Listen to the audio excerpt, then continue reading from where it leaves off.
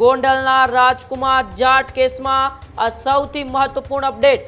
રાજકુમારના જાટ મોત કેસમાં એસઆઈટીનો એ મહત્વ રિપોર્ટ હાઈકોર્ટની અંદર રજૂ કરવામાં આવ્યો છે તેવું સૂત્રો પાસેથી અત્યારે જાણવા મળી રહ્યું છે। જયરાજસિંહ જાડેજાના પુત્ર ગણેશ ગોંડલને આ કેસની અંદર ક્લીન ચીટ મળી છે એવી પણ માહિતી સૂત્રો પાસેથી અત્યારે મળી રહી છે।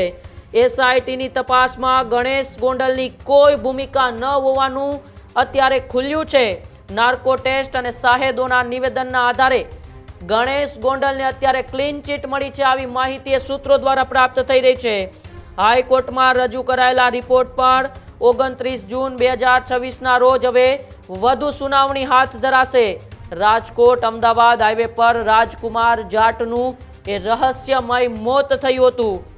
રાજકુમારના પરિવારે ગણેશ જાડેજાએ ષડયંત્ર રચ્યાનો એ આરોપ લગાવ્યો છે। સુરેન્દ્રનગર એસપીની અધ્યક્ષતામાં એસઆઈટીની રચના કરવામાં આવી હતી અને એસઆઈટીએ ગણેશ ગોંડલનો એ નાર્કો ટેસ્ટ પણ કર્યો હતો। હજુ સુધી તમે અમારી ચેનલને સબસ્ક્રાઇબ નથી કરી તો અત્યારે જ ન્યૂઝરૂમ ગુજરાતને સબસ્ક્રાઇબ કરો, ફેસબુક અને ઇન્સ્ટાગ્રામ પર ફોલો કરો।